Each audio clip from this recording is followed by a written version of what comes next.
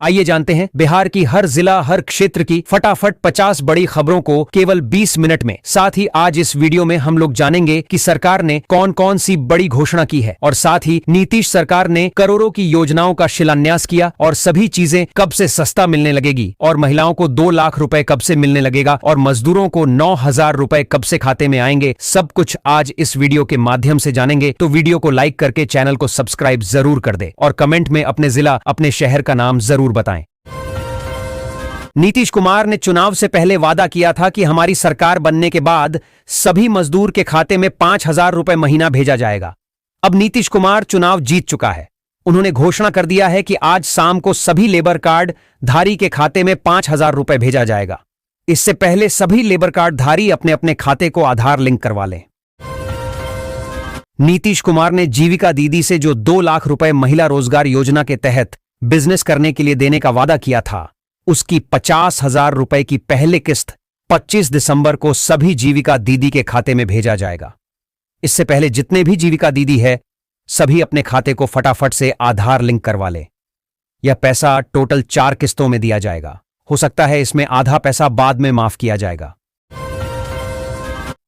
बिहार के सभी महिलाओं को दिसंबर के महीने में फ्री गैस दिया जाएगा और सब्सिडी के थ्रू उनके खाते में 1,500 रुपए भेजा जाएगा। इससे पहले जितने भी महिलाएं हैं गैस ऑफिस में जाकर फटाफट से अपने अपने खाते को ही केवाईसी और आधार लिंक करवा ले ताकि सब्सिडी आने में किसी को दिक्कत ना हो। फ्री गैस सभी को 31 दिसंबर से दिया जाएगा। नीतीश कुमार ने लाइव आकर ऐलान कर दिया है कि पेंशन की राशि 1,100 रुपए को बढ़ाकर 3,000 रुपए महीना किया जाएगा, क्योंकि आजकल महंगाई इतना बढ़ चुका है कि 1,100 रुपए में कुछ भी होने वाला नहीं है। इसी बात को ध्यान में रखते हुए नीतीश कुमार ने घोषणा कर दिया है कि सभी को पेंशन 3,000 रुपए महीना जनवरी से मिलना शुरू हो जाएगा। बिहार की महिलाओं को लखपति दीदी बनाने के लिए नीतीश सरकार अहम कदम उठाने जा रही है।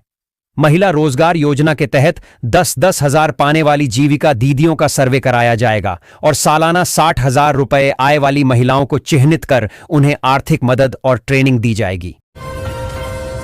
नीतीश कुमार चुनाव जीतने के बाद सम्राट चौधरी को उप मुख्यमंत्री का पद दे दिया है। सम्राट चौधरी हर जिला में 2-2 बुलडोजर अतिक्रमण हटाने के लिए भेजा है। जितने भी सरकारी जमीन पर अवैध कब्जा किए हुए हैं सभी के घर दुकान सभी हटाया जा रहा है, जहां से एक 4 लाइन सड़क का निर्माण होगा और पटना की दूरी सिर्फ 4 घंटे में तय की जाएगी। नीतीश कुमार ने एक बड़ी घोषणा की है कि 8वीं कक्षा से ऊपर के जितने भी बच्चे हैं अगर स्कूल में 75% हाजिरी बनता है तो उसको बिहार सरकार की तरफ से इलेक्ट्रिक साइकिल दिया जाएगा और हर सालाना से 2,500 रुपए भी दिया जाएगा। बिहार में बढ़ती महंगाई को देखते हुए मुख्यमंत्री नीतीश कुमार ने मध्यम वर्ग के लोगों को फ्री में दाल, चावल, गेहूं, चीनी और उनकी जरूरत को पूरा करने के लिए 1,000 रुपए महीना भी देता है ताकि उनकी आवश्यकताओं की पूर्ति हो सके। बिहार सरकार ग्रामीण महिलाओं को आत्मनिर्भर बनाने की दिशा में एक बड़ा कदम उठाने जा रही है।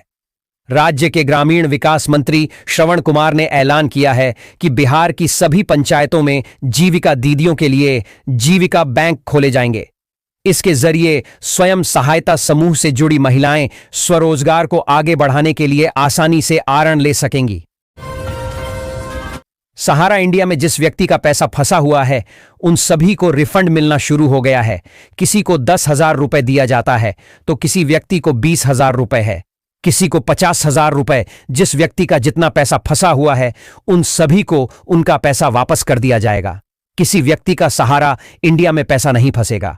26 दिसंबर से सभी को पैसा मिलना शुरू हो जाएगा। बिहार के दरभंगा जिले के जाले प्रखंड में जिन पुरुषों के खाते में गलती से मुख्यमंत्री महिला रोजगार योजना के 10-10 हजार रुपए चले गए थे, उन्होंने अब सरकार को यह राशि लौटाने से इनकार कर दिया है। जीविका के अधिकारी ने उन्हें पत्र लिखकर राशि लौटाने को कहा है।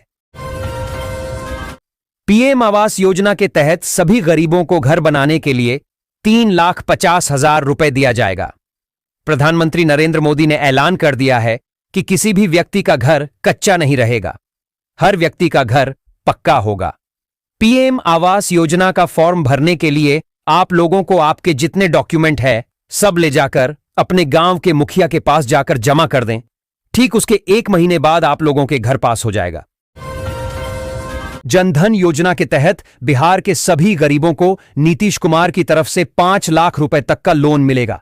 इसके लिए आपको अपने आधार कार्ड, पैन कार्ड और एक कॉपी फोटो ले जाकर बैंक में जमा करें और लोन का फॉर्म भरकर बैंक मैनेजर के पास जाकर अप्लाई कर दें। कुछ ही दिनों में आप लोगों का लोन पास हो जाएगा, वह भी कम ब्याज के तौर पर।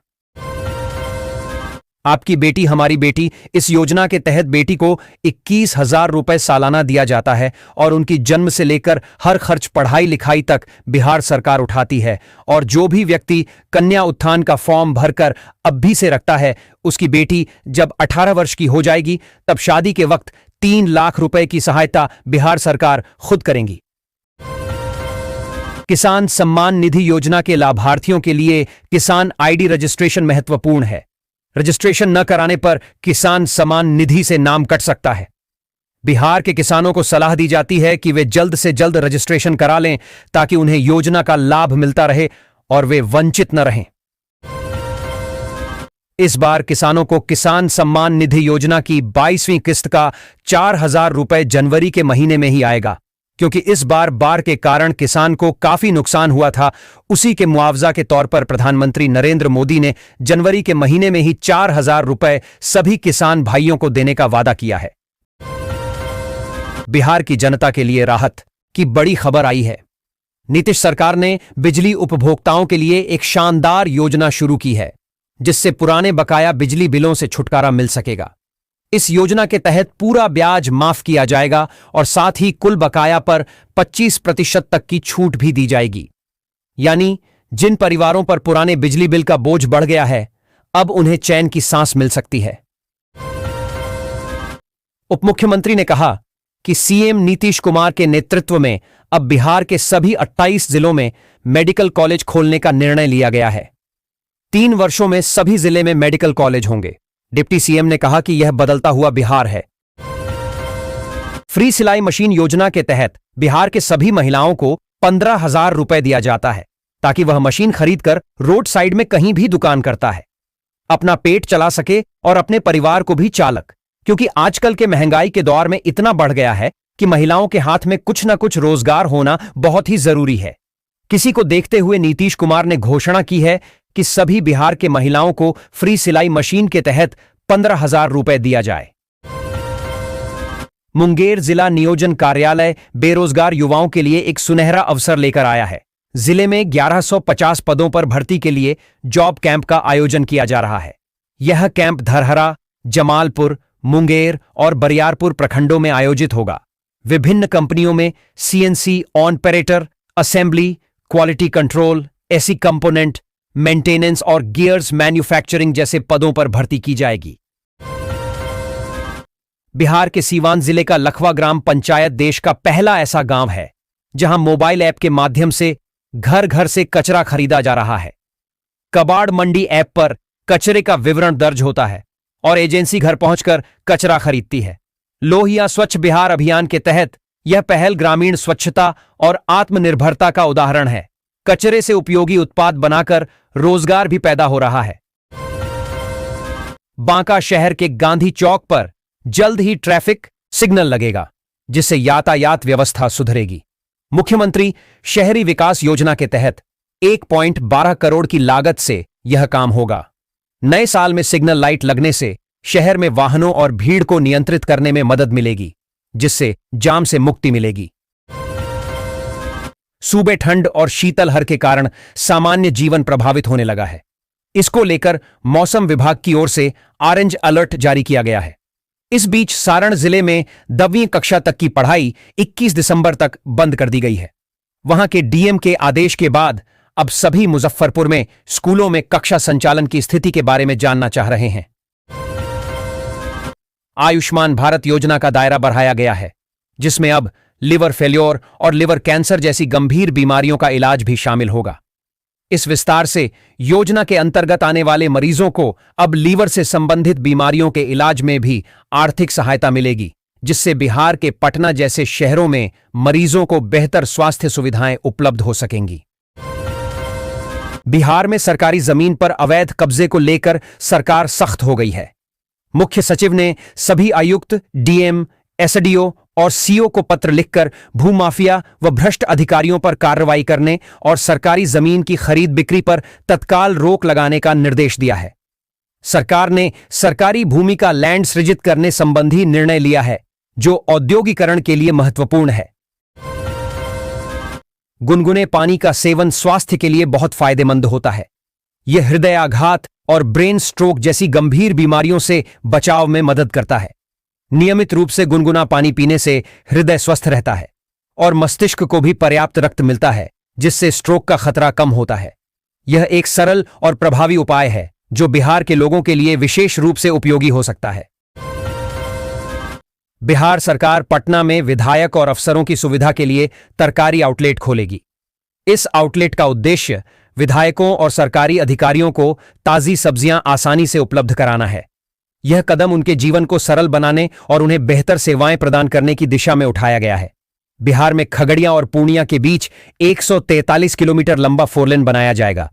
केंद्रीय सड़क परिवहन मंत्रालय ने इसे मंजूरी मिल गई है। 4000 करोड़ रुपए की लागत से बनने वाले इस हाईवे को जल्द ही मोदी कैबिनेट से स्वीकृति मिलने वाली है। देश में इलेक्ट्रिक वाहनों को बढ़ावा देने और महिलाओं को आर्थिक रूप से सक्षम बनाने के लिए सरकार ने इलेक्ट्रिक टू व्हीलर पर विशेष सब्सिडी का ऐलान किया है।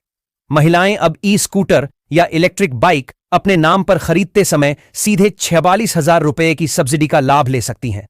इस फैसले से ईवी सेक्टर को नई रफ्तार मिलने की उम्मीद है। बिहार के सभी 81,223 सरकारी विद्यालयों में सीसीटीवी कैमरे लगाने की योजना पर शिक्षा विभाग ने काम शुरू कर दिया है। नए साल में इसे लागू करने के लिए वित्त विभाग को प्रस्ताव भेजा गया है।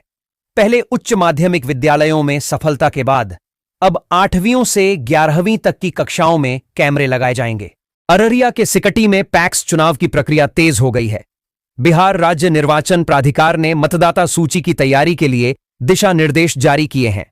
30 नवंबर तक सदस्यता लेने वाले ही मतदाता सूची में शामिल होंगे। 13 दिसंबर को प्रारूप मतदाता सूची का प्रकाशन हुआ और 23 दिसंबर तक दावे और आपत्तियां दाखिल की जा सकती हैं। अंतिम मतदाता सूची 26 दिसंबर को प्रकाशित की जाएगी। आरजेडी ने जीतन राम मांझी का एक वीडियो शेयर किया है, जिसमें वे चुनाव में हेराफेरी का दावा कर रहे हैं। वीडियो वायरल होने के बाद मांझी ने वीडियो को फेक बताते हुए इसे बदनाम करने की साजिश करार दिया है और कहा है कि अब उन्हें कोई अपमानित नहीं कर सकता। बिहार सरकार ने आपदा प्रबंधन को मजबूत करने के लिए समस्तीपुर जिले के रोसड़ा में आधुनिक अग्निशामक भवन के निर्माण को स्वीकृति दी है। इस परियोजना पर लगभग 7 करोड़ रुपए खर्च होंगे। उप मुख्यमंत्री सम्राट चौधरी ने बताया कि G+3 संरचना वाले इस भवन में आधुनिक सुविधाएं होंगी, जिनमें रेन वाटर हार्वेस्टिंग सिस्टम और 125 केवीए का जनरेटर सेट शामिल है। इससे अग्निशमन सेवाओं में सुधार होगा और आपातकालीन प्रतिक्रिया में तेजी आएगी। भागलपुर में प्रधानमंत्री आवास योजना के लिए फर्जी आवेदन करने वालों की अब खैर नहीं। आवेदकों की पहचान व सत्यापन का कार्य शुरू हो गया है। पिछले 2 दिनों में 266 लोगों का सत्यापन किया गया। जिले में कुल 2,63,822 परिवारों ने आवेदन किया था। अब उन लाभुकों की पहचान की जा रही है जिन्हें वास्तव में आवास की आवश्यकता है। परीक्षा पर चर्चा के 9वें संस्करण की तैयारी शुरू हो गई है। प्रधानमंत्री मोदी जल्द ही स्कूली बच्चों से संवाद करेंगे। इस वर्ष बिहार से 130 सवाल भेजे जाएंगे। यह कार्यक्रम छात्रों को परीक्षा के तनाव से मुक्ति दिलाने और उन्हें प्रेरित करने के उद्देश्य से आयोजित किया जाता है। शिक्षा मंत्रालय इस कार्यक्रम को सफल बनाने में जुटा है। पटना एयरपोर्ट पर घने कोहरे के कारण 6 जोड़ी उड़ानें रद्द कर दी गईं। इसके अतिरिक्त 43 फ्लाइटें लगभग 3 घंटे की देरी से चलीं, जिससे यात्रियों को काफी परेशानी का सामना करना पड़ा। दृश्यता कम होने के कारण विमानों के संचालन में दिक्कतें आईं और यात्रियों को एयरपोर्ट पर इंतजार करना पड़ा। जमुई में 1971 के सांसद भोला मांझी की 24वीं पुण्यतिथि पर लोगों ने उन्हें श्रद्धांजलि दी। सीपीआई नेता नवल किशोर सिंह ने दलित नेताओं की वर्तमान स्थिति पर प्रकाश डाला। उन्होंने कहा कि भोला मांझी के परिवार की सादगी और जीतन राम मांझी के परिवार की राजनीतिक उन्नति के बीच अंतर है। उन्होंने दलितों से अपने सच्चे नेता को पहचानने का आग्रह किया और वर्तमान दलित नेताओं की भूमिका पर सवाल उठाया। बिहार में बालू के अवैध कारोबार पर सख्ती बढ़ेगी। खान एवं भूतत्व विभाग ने बिना नंबर प्लेट वाले वाहनों से अवैध बालू परिवहन पर चिंता जताई है। उप मुख्यमंत्री ने पुलिस अधीक्षकों को संवेदनशील स्थानों पर छापेमारी के निर्देश दिए हैं। बिना नंबर प्लेट के वाहन मिलने पर वाहन मालिक के साथ साथ संबंधित थाने के अधिकारियों की जवाबदेही तय होगी। अवैध खनन से राजस्व के साथ कानून व्यवस्था भी प्रभावित होती है। पंचायत आम निर्वाचन 2026 से पहले बिहार में ग्राम पंचायत और ग्राम कचहरी के विभिन्न पदों पर आरक्षण का निर्धारण किया जाएगा। राज्य निर्वाचन आयोग ने इस संबंध में अधिसूचना जारी की है। इससे पहले 2016 में ऐसा हुआ था। इसको देखते हुए मुजफ्फरपुर समेत पूरे सूबे के गांवों में राजनीतिक सरगर्मी तेज हो गई है। तरह तरह की चर्चाएं शुरू हो गई हैं। बिहार रेरा ने आरडी हाइट प्रोजेक्ट में बुक किए गए फ्लैटों के निबंधन पर रोक लगा दी है। रेरा ने बिल्डर को इस मामले में जवाब दाखिल करने का निर्देश दिया है। यह कार्रवाई फ्लैट खरीदारों की शिकायतों के बाद की गई है। बिल्डर को अब रेरा के सामने अपना पक्ष रखना होगा। बिहार में ठंड का प्रकोप जारी है। राजधानी में इस सीजन का सबसे ठंडा दिन दर्ज किया गया। तापमान में भारी गिरावट आई। घने कोहरे के कारण दृश्यता कम हुई और यातायात प्रभावित हुआ। मौसम विभाग ने पटना समेत 25 जिलों में रेड अलर्ट जारी किया है और लोगों को सावधानी बरतने की सलाह दी है। वंदे भारत ट्रेनों में अब यात्री बिहार के स्थानीय व्यंजनों का आनंद ले सकेंगे। मेनू में चंपारण चिकन और पनीर जैसे स्वादिष्ट व्यंजन शामिल किए गए हैं, जिससे यात्रियों को यात्रा के दौरान बिहार के स्वाद का अनुभव मिलेगा। बिहार में पीठा दिवस हर साल 31 दिसंबर को मनाया जाता है, जो अब राज्य की लोक संस्कृति में खास पहचान बना चुका है। दैनिक जागरण की पहल के बाद इस पारंपरिक व्यंजन को एक नया मंच मिला है। पीठा, जो मूल रूप से पूस महीने में बनाया जाता है, बिहार के मगध, मिथिला, अंग और भोजपुर क्षेत्र में अलग अलग रूपों में लोकप्रिय है। यह न केवल स्वाद में अनूठा है, बल्कि स्वास्थ्य के लिए भी लाभकारी माना जाता है, खासकर ठंड के मौसम में। श्री अन्न मिलेट्स की खेती में सकारात्मक बदलाव आया है। राज्य में मिलेट्स की खेती का रकबा बढ़ा है, जो 2021 में 8.20 हजार हेक्टेयर था और 2024 में बढ़कर 8.70 हजार हेक्टेयर हो गया है। कृषि आर्थिक अनुसंधान केंद्र ने मिलेट्स पर एक रिपोर्ट तैयार की है, जिसमें किसानों को प्रशिक्षण और गुणवत्ता युक्त बीज उपलब्ध कराने की बात कही गई है। पटना जिले से दीघा विधायक संजीव चौरसिया समेत मगध के 2 नेताओं का कद बढ़ सकता है। भाजपा में नितिन नवीन का कद बढ़ना संगठनात्मक पुनर्गठन का संकेत है। मकर संक्रांति के बाद फेरबदल की अटकलें हैं। दिलीप जायसवाल को पथ निर्माण विभाग का प्रभार देना पिछड़ा वर्ग के लिए संदेश है। उत्तर बिहार में सवर्ण मंत्री का कोटा रिक्त है, जिसमें नीतीश मिश्रा या जीवेश कुमार को मौका मिल सकता है। भोजपुरी फिल्म नदिया के पार, जो बिहार की ग्रामीण संस्कृति को दर्शाती है, 43 साल बाद पटना में फिर से प्रदर्शित होगी। बिहार राज्य फिल्म विकास निगम लिमिटेड द्वारा आयोजित इस कार्यक्रम का उद्देश्य युवाओं को राज्य की सांस्कृतिक जड़ों से जोड़ना है। फिल्म का प्रदर्शन रीजेंट सिनेमा में होगा, जिसके बाद दर्शकों के साथ संवाद और परिचर्चा भी आयोजित की जाएगी। बिहार में निगरानी ब्यूरो ने भ्रष्टाचार के खिलाफ बड़ी कार्रवाई करते हुए वर्ष 2025 में 113 ट्रैप केस दर्ज किए हैं, जिनमें 100 से अधिक रिश्वत लेने वाले गिरफ्तार किए गए हैं। यह कार्रवाई राज्य में भ्रष्टाचार को कम करने के उद्देश्य से की जा रही है, ताकि सरकारी कामकाज में पारदर्शिता और ईमानदारी बनी रहे। निगरानी ब्यूरो की इस सक्रियता से भ्रष्ट अधिकारियों में हड़कंप मचा हुआ है। पटना हाई कोर्ट ने शहर में बढ़ते वायु प्रदूषण पर स्वतः संज्ञान लिया है। अदालत ने राज्य सरकार और प्रदूषण नियंत्रण बोर्ड से इस मुद्दे पर जवाब मांगा है। यह कदम पटना में वायु गुणवत्ता के गंभीर स्तर तक पहुंचने के बाद उठाया गया है, जिससे नागरिकों के स्वास्थ्य पर प्रतिकूल प्रभाव पड़ रहा है। अदालत ने तत्काल कार्रवाई करने की आवश्यकता पर जोर दिया है। बिहार के पूर्वी चंपारण से शुरू हुई आस्था की एक महायात्रा 1700 किलोमीटर की दूरी तय करके मध्य प्रदेश के सिवनी पहुंची। इस यात्रा में एक शिवलिंग को लेकर श्रद्धालु सिवनी पहुंचे हैं। इस धार्मिक यात्रा का उद्देश्य भगवान शिव के प्रति आस्था और समर्पण व्यक्त करना है। सिवनी में यात्रा का भव्य स्वागत किया गया है।